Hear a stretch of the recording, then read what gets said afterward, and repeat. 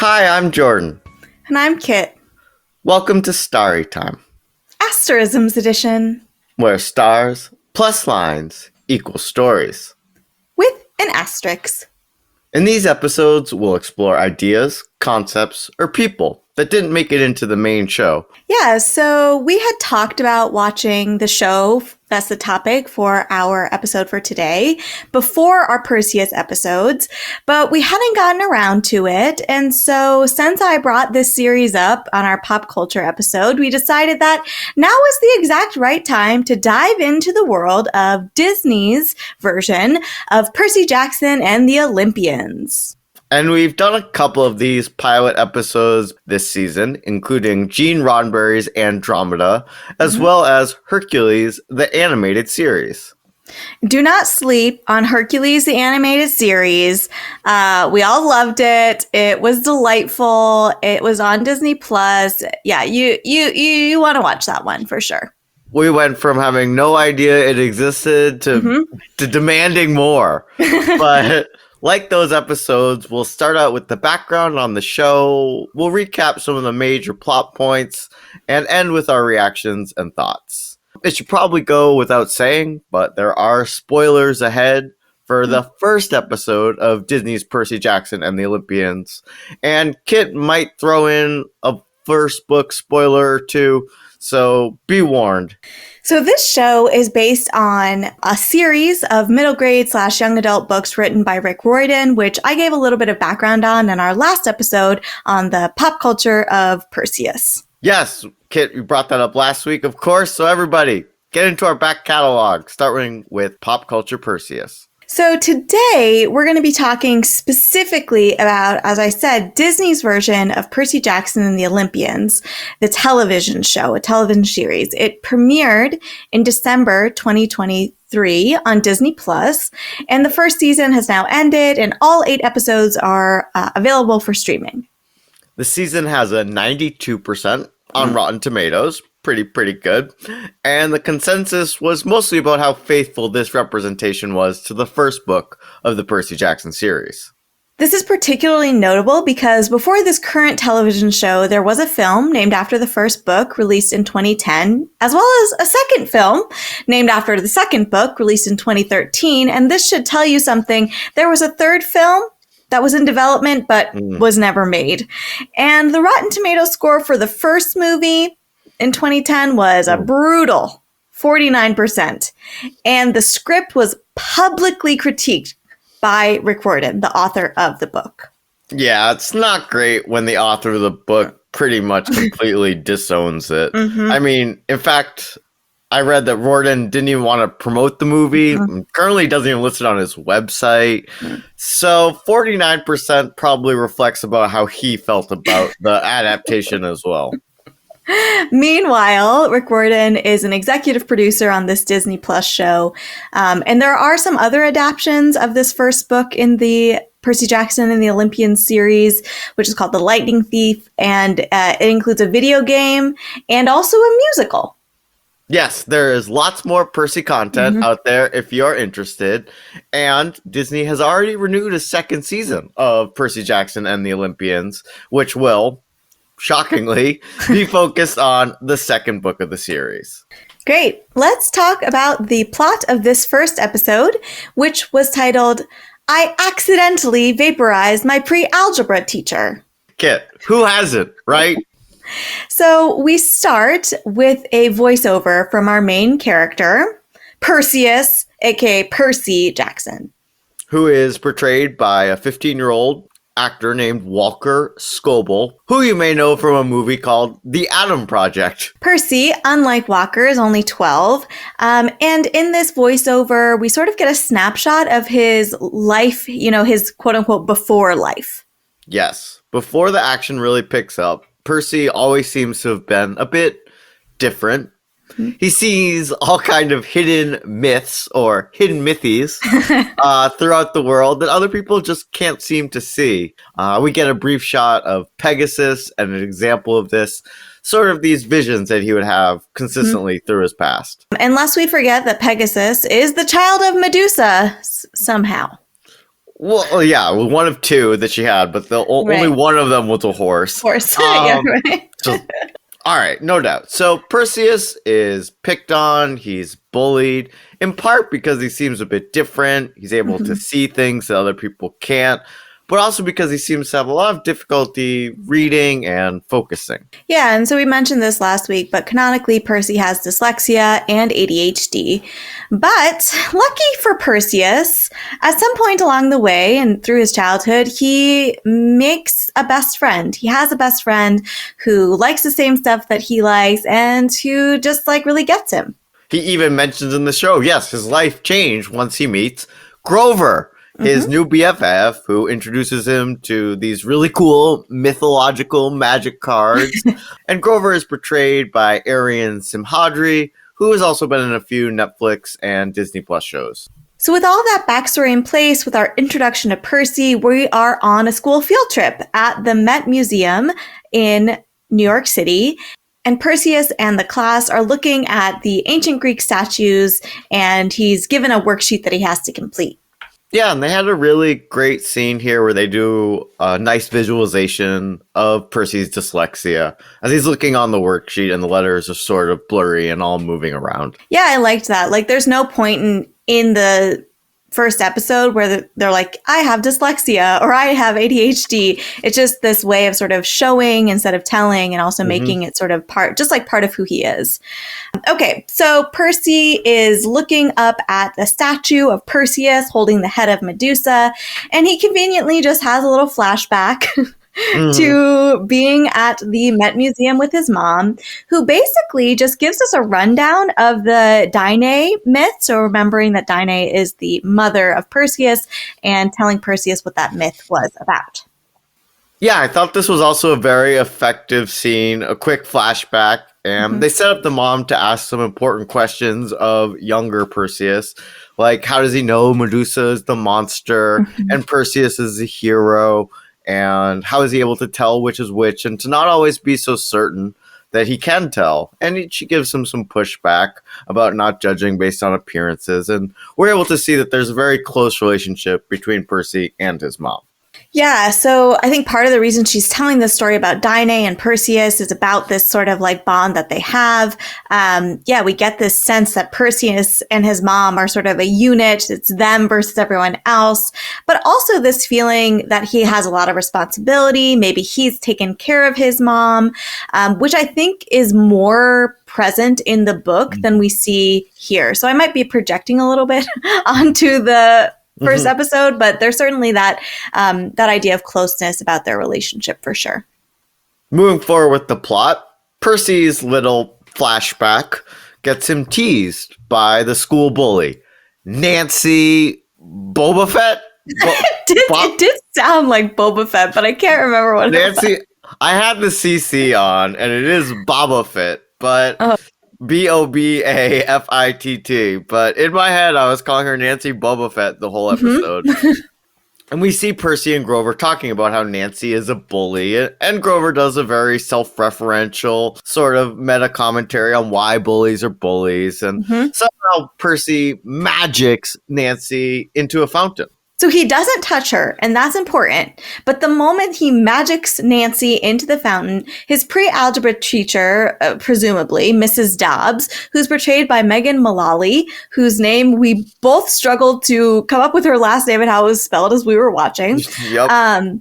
She turns into a very scary fury, which looked more like a harpy, but I believe is a fury from ancient Greek mythology, and attacks Percy. Percy stabs her with his magic pen, and she like disappears or turns into this dust thing. And no one seems to believe once Percy returns back to the present, or once this incident is over, that she's ever even existed in the first place, which confuses Percy, leaves him second guessing himself and what just happened. Yeah, absolutely. So he gets called into the principal's office with Grover for pushing Nancy into a fountain. And again, nobody remembers Mrs. Dobbs. She never existed. And basically, Grover throws Percy under the bus. He's like, I saw Percy push her in, which, of course, technically, he didn't push her in. But He definitely did force projector or Right. magic her to get into the fountain. So anyways, Percy's pretty mad. Grover lied, threw him under the bus, but maybe he didn't really lie, did he? Yeah, definitely a technicality, but one way or another, one push into the fountain and Percy is expelled from what appears to be a very fancy, like, private school called Yancey. And he goes back home to New York City where he lives, and we meet his stepdad, Gabe. I believe it's his stepdad. It's either his stepdad or his mother's boyfriend, Gabe. And right off the bat, we don't like Gabe. We are pretty out on Gabe. He's pretty bossy, extremely annoying, doesn't have a job, really seems inconsiderate and inebriated and angry. And right off the bat, we're pretty out on stepdad, mom, boyfriend, Gabe. Yeah, in the book, I remember him being a lot scarier and, like, more overtly abusive, but they really dialed that back in this episode, which I liked in terms of just making it a little bit of an easier thing to watch. But it does make Percy's adultification a little harder to understand because Percy does not really act like a 12-year-old in a lot of ways. And part of that, I think, in the book makes more sense since it seems like he's sort of in the role of protector for his mother, and he's sort of a person that's lived under somebody who's been abusive. And so it's a little harder to understand in this context. But I liked how they portrayed Gabe, but we're still out on Gabe without it having to be necessarily explicit. Percy tries to avoid a confrontation here with Gabe, though. He talks back a little bit, but he's mostly interested in figuring out what's going on with his mom, who is hanging out on the fire escape in a downpour. And Percy's adultification does seem to come in this scene a little bit, where he seems to be taking care of her. She seems a little bit lost or far away, but she tells Percy that she will be taking him to Montauk, and they leave Gabe. They go on this long car ride, and Percy has a very scary dream vision. And after finally arriving at Montauk, they're in this very cozy cabin, and Mom decides it is the time to give Percy his dramatic backstory after not telling him anything seemingly his whole life. Yeah, this scene is a lot of information. Information 1, Percy is a demigod. Information 2, his dad was a god. But not God or Jesus, which is probably the funniest line in this episode. I wouldn't say humor was really its strong selling point. Yeah, humor's not the strong point here. So his mom describes his dad as wise, brave, kind, and noble. So we know it's not Zeus. But she doesn't say who the dad is either. So that's sort of left up in the air. And as Percy is trying to sort of dispel this idea and sort of tell his mom that this doesn't really make sense, Grover shows up at the cabin. Except something is a little bit different about Grover. He has goat legs, because guess what? Grover's been a satyr this whole time. Mom really left a lot on the table in terms of disclosing to Percy pretty much anything. Right. So then we are into the darkest 10 to 15 minutes of television I've seen in quite some time. Percy, Mom, Grover, all in the car. They're being chased by a minotaur. Maybe, I don't know. My eyes were not young enough for this scene. So I personally would love to know the CGI budget for this episode. Because yes, it is very, very, very dark. Yeah. Maybe that was a choice. In the car, we get more information while the Minotaur is chasing them, by the way, that Percy needs to get to Camp Half-Blood behind the mist, which is a supernatural element that shields the mythological realm from the rest of us. But if he gets to Camp Half-Blood, that will keep him safe. As a demigod, he will be attacked by monsters here in our realm. And a battle ensues under the cloak of near darkness. It is so dark. And we're led to believe, as far as I can tell, Mom is killed and Perseus kills the Minotaur. But again, not really. It's pretty dark. Kind of hard to tell. It's so hard to tell.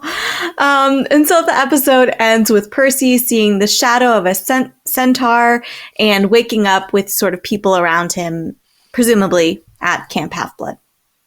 Then the end credits roll, and we have one of my favorite parts of the whole episode, which is a very beautiful animation of Greek mythology and elements thereof. And yeah, I kept watching it all the way till the end. Yeah, the end animations were really beautiful. And we do get a little cutscene showing us some scenes from camp, sort of like a on this season of. And then that's the end.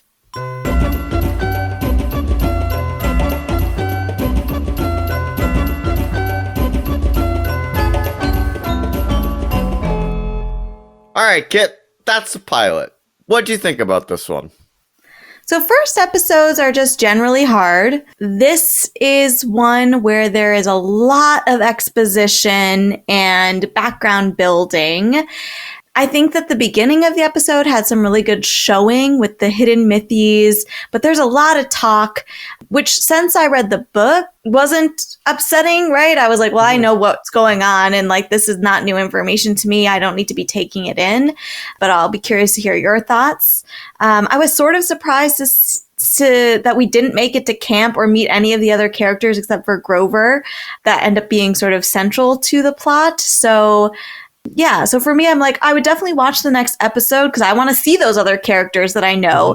But I wonder if it maybe would have been better off as combining the first two episodes. I know they were released on the same date, but maybe it would have been better to just roll you right in. But I don't know. I overall liked it. It did feel very faithful to the book in many ways. But I wonder what you think as somebody who hasn't read the book. How did you take this all in, and what did you think about the show in general? Like you said, I don't really have any idea what's going on. I'm pretty unfamiliar with this franchise, and I've never read any of the books. Pilots are hard. Like you said, I definitely agree with you there. We're being introduced to the main characters and the world that the story will take place in. But again, I think the target audience is for families and for people a little bit younger than me. So maybe it helps just to get everything out there, laid out plainly, and then that's all the pilot can really do. Bob did watch this one with us, so I'll offer up his opinions. He didn't abandon it, which he did about 20 minutes into Andromeda, as some of you may remember. However, he did say that he preferred the Hercules animated series. He was like weirdly taken by the working at the mall premise of the first Hercules. Like literally was like, oh, I love that episode of them in the mall, which, okay. But he did say he'd be willing to watch another of these episodes. And so we'll probably keep watching, which I think is a good review. I think I'd love to watch another episode for sure. And I'd rather have them just err to the side of heavy exposition than sheer incoherence. And as we saw in Andromeda, where the first 20 minutes of the plot had basically nothing to do with the next 20 minutes. Sometimes shorter is better. But I was definitely intrigued. I'm ready to watch more. I hope the CGI budget is increased, as well as the lighting for future episodes. Kit, do you have any other final thoughts on this adaptation before we wrap it up? Certainly willing to watch another. And if this is a series that you enjoy or a genre you enjoy, then you might like this.